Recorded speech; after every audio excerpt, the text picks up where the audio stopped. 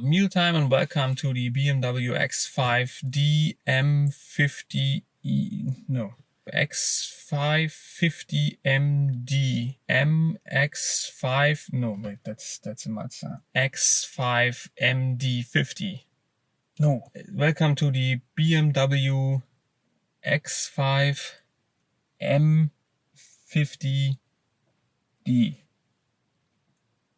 A 400 horsepower BMW M 2.2 ton SUV with a diesel engine. Yeah. So what's this like? Let's start with the exterior design. It is an SUV. In my opinion, they're all not really that good looking. This one has a lot of gills and kidneys and lines and folds. It's a little bit too busy, but at least it looks as if the designer gave a fuck, and it doesn't make me puke, so I'm all good on that. In here, it's a different story. The first thing that I noticed is the almost wasteful usage of high quality materials. Almost everything is padded in leather or this high quality soft touch material. Even the lower door pockets are covered in this high quality soft touch material. The side of the doors here is covered in leather. The top of the door is leather. Even the space behind the screen here is padded with leather. It's the same story in the back. Everything is leather padded. Everything is nice. Everything feels very high quality. The next thing that I noticed is the really ultra solid build quality. Like nothing rattles, nothing wobbles. You feel very protected, very much isolated from the outside. And that's what these vehicles are all about.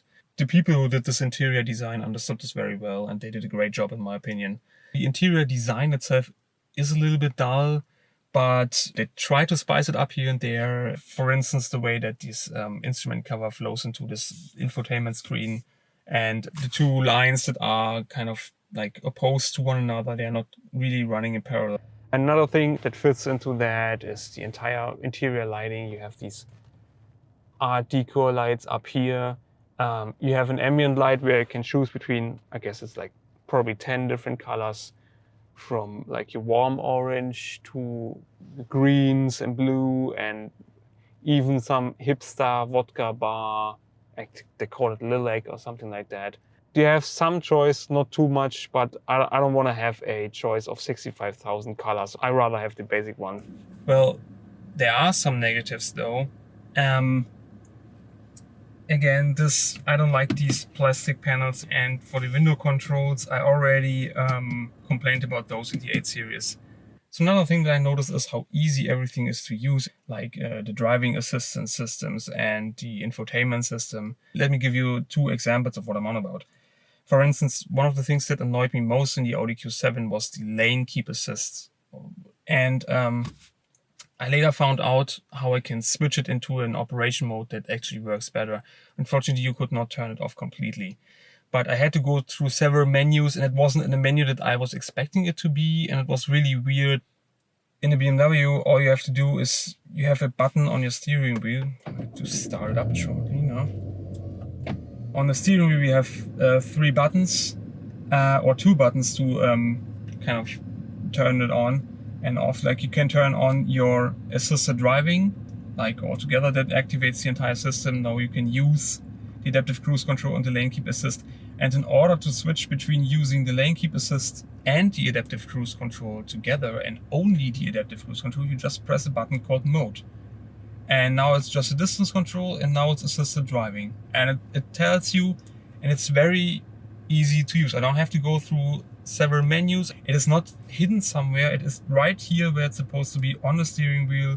Let me give you another example, the sat-nav. So in previous iterations, there was a enter destination, and there was a search, and there was a POI. And now that it's all kind of put together in one, it's just search. So now you go to search, and here you have your points of interest. You can look for petrol station parking, all that stuff. Here you can enter your destination. In the earlier systems, it was like you enter a country, you enter a city, you enter your road, and then you enter a number or your crossroads. Now I can just type it in, and it's really easy. It's way easier to use than it was before. So another really important and really great thing about this infotainment system is that finally BMW supports Android Auto. So now I have Android Auto and Apple CarPlay, and I have this great iDrive system. So this is really, I haven't connected my phone with Android Auto. I try. I haven't done it really, so let's try if I can do it. Let's see how easy or hard or whatever it is. No new devices. Okay, that's my phone. Note, when using Android Auto, select vehicle data is sent to Android Auto device. Okay, confirm note. Connecting to Android Auto device. Connection failed. Okay, now try and retry. Much later.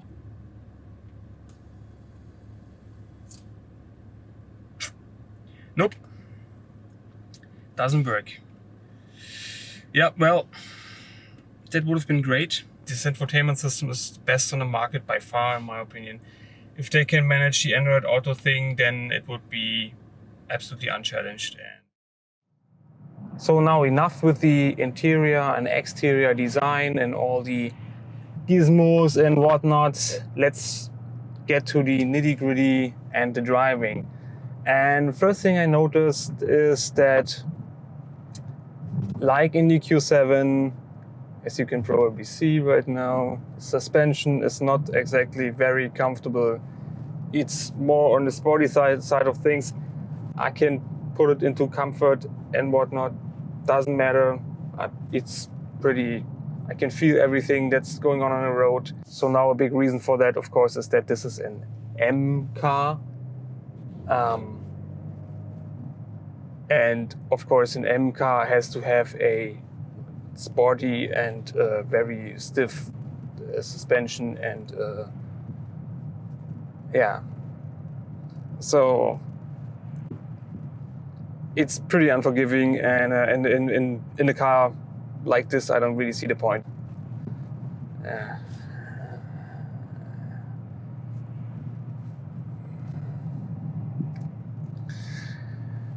It's great. This is what you get when you try to turn a 2.5 ton high center of gravity SUV into a sports car. And mind you, like, this thing corners pretty flat. It's pretty amazing for a car of this size and this weight. But then again, why? That's the ride. For like driving in inner city areas, it's pretty nightmarish. I can imagine that if you live in the US, this is kind of a mid-sized car. But here in Europe, with these smaller roads, and especially every underground garage is your biggest enemy, it's really not that pleasant. So going through cities, going through towns is not really its strong side. So it's more the long distance drive, more the journeyman. And honestly, this suspension doesn't really feel like it could do that well. But let's see. I'm on my way to Autobahn now, and let's see how it performs there.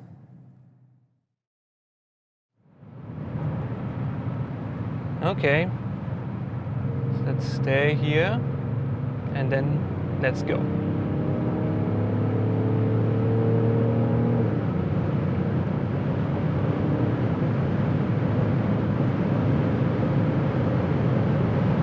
Wow, very loud.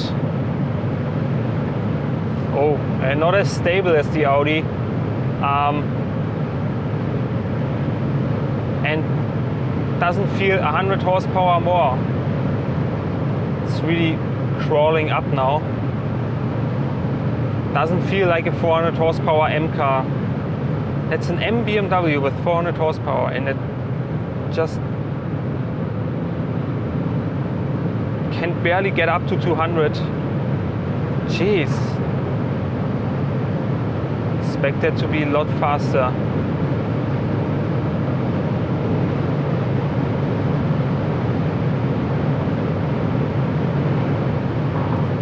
And it's again, it's very, very nervous, very twitchy.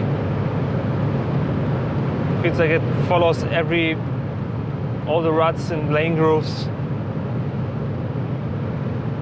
I'm expecting it to be better. It's not dangerous or anything,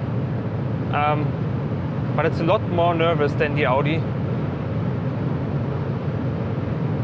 It's really crawling up now. Oh, it's 120. Which, one very good thing, the brakes. It's really amazing how they stopped this thing. 2.5 ton. They stopped the car really, really well. Well, yeah. That's what this car can do best. Just put it back into comfort and just cruise along at 120 kph, 75 miles an hour, I think that is, and relatively quiet at this speed. It's, again, the suspension prevents it from being more comfortable, but that's definitely what this car is made for, not for high speeds.